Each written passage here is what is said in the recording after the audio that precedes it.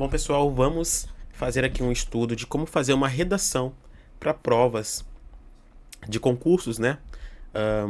Acredito que a prova de Santo Antônio de Pádua vai ser uma redação, digamos, genérica, ou seja, o mesmo assunto, né? O mesmo tema vai ali estar presente em diversos cargos, tá? Porque a prova, o edital, não especifica algum tipo de redação específica para o cargo de advogado, apenas fala a prova discursiva, tá? Então, nesse sentido, eu vou usar aqui como referência uma redação que eu fiz da prova de assistente jurídico da Câmara Municipal de Angra dos Reis. Nessa prova, valia 30, tá? A discursiva, e eu fiz 28,8. Acredito que eu poderia ter fechado, mas não quis recorrer, porque daria muito trabalho o recurso, né? Mas foi uma boa nota, acredito que foi das correções ali a terceira ou a quarta maior. Teve um rapaz que fez 30. Então vamos lá. Qual que era o tema aqui desta prova, desta redação, tá? Aqui, ó, prova discursiva. Com base nos textos de apoio a seguir e em seus próprios conhecimentos, então veja, isso aqui é muito importante, ter algum tipo de repertório, tá? Tem como a gente fazer a prova discursiva com repertórios coringas, como também com aqueles que nós adquirimos ao longo da vida, nas leituras, enfim. Elabore um texto dissertativo argumentativo em norma padrão sobre o tema o baixo nível de leitura dos brasileiros e as suas consequências na formação de uma população crítica e cidadã. Então esse aqui é o tema. Nós temos que destrinchar sobre ele e nos mantermos nele, tá? E aí vem alguns textos motivadores. Quando eu vi esse tema aqui, eu fiquei bastante feliz, porque é um assunto que eu gosto bastante. Inclusive, tem um artigo nesse sentido, sobre literatura e direito, tá? E aí, nós temos aqui, né, a nossa página de redação. Como é que eu fiz a minha redação? Vamos lá ver ela. Ó, sempre começar aqui espaçando o parágrafo, tá? Então, o primeiro parágrafo você começa aqui dando esse espacinho, ok? E aí, tenta buscar ali, fazer parágrafos de 5, 6 linhas, no máximo, tá? Eu acabei me estendendo num parágrafo aqui, porque eu achei que conseguiria falar bastante. Quando eu vi que não daria, eu tive que encerrar ele para iniciar outro, porque estava chegando já na conclusão. Mas a gente vai ver aqui agora. Como que eu comecei? E sempre começo assim, tá? No Brasil contemporâneo, os livros, fundamento para uma sociedade pensadora e crítica. Então veja, faço a introdução e aí trago aqui um elemento de conhecimento gramatical, que é usar o travessão para poder fazer um destaque de alguma coisa, né? Os livros, o que são os livros para o autor dessa redação? Fundamento para uma sociedade pensadora e crítica. Usei os travessões para poder mostrar isso.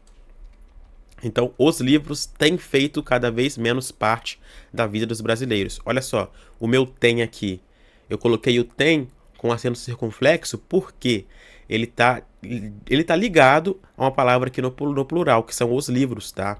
Então, atenção a isso. Quando você fala o livro tem feito cada vez menos parte, você vai usar o tem sem o acento circunflexo. Os livros têm. Então, você põe o acento circunflexo. Então, vamos lá. No Brasil contemporâneo, os livros Fundamento para uma Sociedade Pensadora e Crítica têm feito cada vez menos parte da vida dos brasileiros. Pontuei isso. Esse fato agrava... Então, olha só, aqui eu uso um elemento referencial. Esse fato. Qual fato? O fato de os livros fazerem cada vez menos parte da vida dos brasileiros. Então, com uma palavra referencial, eu trago aqui toda a ideia anterior a essa nova frase aqui, a esse novo contexto que eu estou criando aqui. Então, esse fato agrava a cada dia o debate brasileiro em todas as esferas, política, educacional, cultural, etc. Por isso, aí já começo aqui a introduzir algum autor, né? Algum conhecimento de mundo que eu tenho. Por isso, Leonel Franca, fundador da PUC do Rio, afirmou em seu livro introdutório de filosofia que não há filosofia no Brasil e, por conseguinte, não há formação crítica e cidadã do povo brasileiro. Pronto. O que eu estou querendo dizer aqui? Que no Brasil, como os livros têm feito cada vez menos parte da vida do brasileiro, nós naturalmente estamos reduzindo a nossa capacidade filosófica e, naturalmente, reduzindo a capacidade crítica. Exatamente aquilo que é o tema da redação, o baixo nível de leitura dos brasileiros e suas consequências. Então, aqui, ó, eu pontuo como tem feito cada vez menos parte, naturalmente as consequências são uma população menos crítica, uma população menos cidadã até. Então, continuemos aqui. Tal afirmação é generalista, porém verdadeira. No Brasil moderno, o sistema educacional não mais promove o cultivo das artes liberais, isto é, a devida formação em gramática, lógica e retórica. Aí aqui eu trago um conhecimento de algo que eu já estudei. Por quê? Em tempos passados, em tempos antigos, Idade Média, o estudo basilar era baseado nesses 3 pontos aqui, no trivium, as 3 artes, né, liberais por excelência. Artes liberais porque elas desenvolvem o pensamento. Quais são elas? A gramática, a lógica e a retórica. Você não consegue se expressar com perfeição sem essas 3 artes, sem o domínio dessas 3. A gramática, para você se expressar bem, tanto escrevendo como também falando com correção. A lógica, para que as suas ideias tenham início, meio e fim. E a retórica, para que você consiga levar as ideias da melhor forma possível, né? Da forma com que faça com que o ouvinte entenda. Então, continuemos. No sistema de ensino das artes liberais, promovido por Leonel Franca, o estudo da gramática se dá com a devida ordem. E aí eu retomo lá os gregos, né? Porque tudo isso começa com os gregos. Para os gregos antigos, gramática é colocar em uso os melhores costumes dos poetas e prosadores. Nesse sentido, os livros devem fazer parte da vida do homem, para que ele pense e escreva corretamente. A partir disso, o homem poderá encadear pensamentos críticos, tendo correção gramatical, pois o pensamento reto e lógico pressupõe a gramática aperfeiçoada. Esse foi um argumento de conhecimento de mundo meu, tá? Pronto.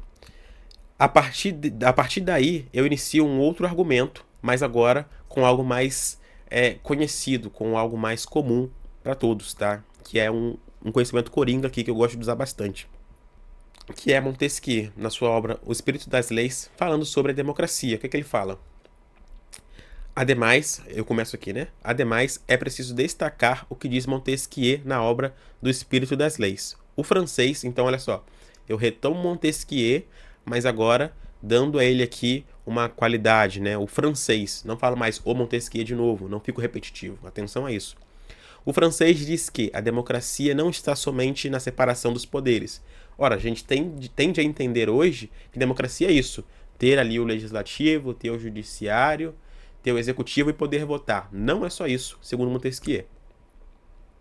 Então, o francês diz que a democracia não está somente na separação dos poderes, como fixa o artigo 2º da Constituição de 88. Então, eu trago um conhecimento também jurídico aqui, um conhecimento jurídico fácil de se lembrar, o artigo 2º da Constituição, né, que fala que são poderes da República o legislativo, o executivo e o judiciário, independentes e harmônicos entre si. Mas não é só isso que define uma democracia para Montesquieu. Ó, a democracia se funda, né? Está, sobretudo, na virtude cívica dos governantes e dos governados. Essa virtude, sem dúvidas, está nas páginas dos livros clássicos. Ou seja, a democracia, além disso, além de ter os poderes separados, independentes e harmônicos, ela depende da virtude cívica dos governantes e dos governados. Dos governantes de não quererem ser corruptos, de buscarem o bem comum e não o bem particular, e dos governados também, de buscarem o bem comum, de votarem para poder beneficiar o todo e não somente a si, enfim. Então veja, a estrutura aqui. Faço uma introdução, levando a minha redação para o tema proposto. Digo que no Brasil os livros têm feito cada vez menos parte e por isso, naturalmente, o pensamento crítico está se esvaindo. Minha introdução basicamente é isso. Aí inicio o meu primeiro argumento, falando que, infelizmente, hoje não temos a educação nos moldes antigos da educação clássica, que são as artes liberais. Pulo para outro argumento, falando que, além disso, falta virtude cívica e falta cidadania, porque não temos justamente virtude cívica dos governantes e governados. Isso é bem claro no Brasil, isso é evidente no Brasil. Governantes e governados são pessoas, infelizmente, aí, imorais, são pessoas que se vendem facilmente. E trago mais um argumento, né? Outro fator para a atual decadência intelectual crítica a cidadãos brasileiros está no excessivo uso de telas e aplicativos de vídeos curtos, que geram dopamina em excesso no cérebro humano, impedindo a concentração para ler longos ou curtos livros. Isso aqui também é uma realidade que a gente pode constatar com facilidade, tá? Então veja, eu uso um argumento, o primeiro, apesar de ser liberais, próprio, um conhecimento próprio meu, um conhecimento das minhas leituras. Depois trago um argumento, digamos assim, coringa, falando sobre Montesquieu, artigo 2º da Constituição, coisas fáceis de lembrar, né? Artigo 5º da Constituição também, coisa fácil de lembrar. E depois trago um conhecimento genérico, empírico, que todo mundo sabe que é verdade. E esse foi mais curtinho porque eu tinha que finalizar o texto e acabei tendo aqui uma finalização bem curta, né? Eu acabei aqui me perdendo um pouco nesse finalzinho, mas ainda fui muito bem, fazendo 28,8. E aí, como eu disse, né? Esse argumento que todos conhecem é o das telas. Pronto. Aí finalizo. Por todo o exposto, é necessário resgatar o amor pelos livros, a fim de que os brasileiros adquiram a virtude cívica mencionada por Montesquieu. Para isso, faz-se necessária uma profunda reforma educacional no Brasil, bem como um incentivo familiar para a leitura, gerando também uma reforma cultural. E finalizo aqui. Então, qual que foi a estrutura? Introdução, argumentação ligada ao tema, tá? Introdução, argumentação ligada ao tema, ok? E finalização. Foi basicamente isso, tá?